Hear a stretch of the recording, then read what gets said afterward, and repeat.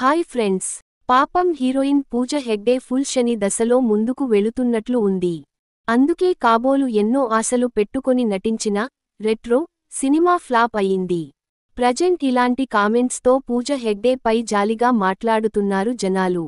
పూజా హెగ్డే అంటే ఒకప్పుడు బుట్ట బొమ్మగా తనకంటూ ప్రత్యేక గుర్తింపు సంపాదించుకుంది.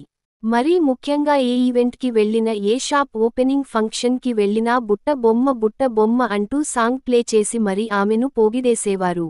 అయితే ఇప్పుడు మాత్రం సీన్ పూర్తిగా మారిపోయింది. హీరోయిన్ పూజా హెగ్డేకి అవకాశాలు ఇవ్వడానికే భయపడిపోతున్నారు డైరెక్టర్లు. తెగించి డైరెక్టర్లు ఆమెకు అవకాశాలు ఇచ్చినా సరే ఆ సినిమా ఫ్లాప్ అవుతుంది.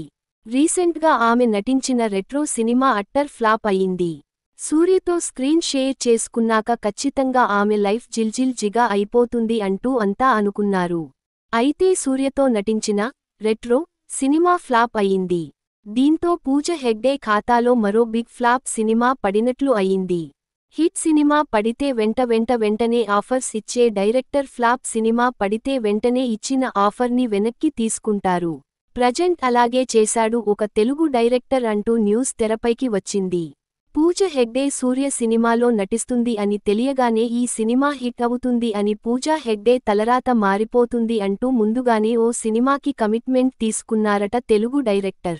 అయితే ఇప్పుడు ఆ తెలుగు డైరెక్టర్ పూజ హెగ్డేతో సినిమా వద్దు అంటూ ఇచ్చిన అడ్వాన్స్ కూడా మర్చిపోతాను, అగ్రిమెంట్ క్యాన్సిల్ అంటూ చేతులెత్తేశాడట. దీనికి సంబంధించిన న్యూస్ టాలీవుడ్ ఇండస్ట్రీలో బాగా హల్చల్ చేస్తుంది. పూజ హెగ్డేకు టైం పూర్తిగా బ్యాడ్ దశలో నడుస్తుంది అంటున్నారు జనాలు. ఈ వీడియో మీకు నచ్చితే లైక్ చేయండి, షేర్ చేయండి.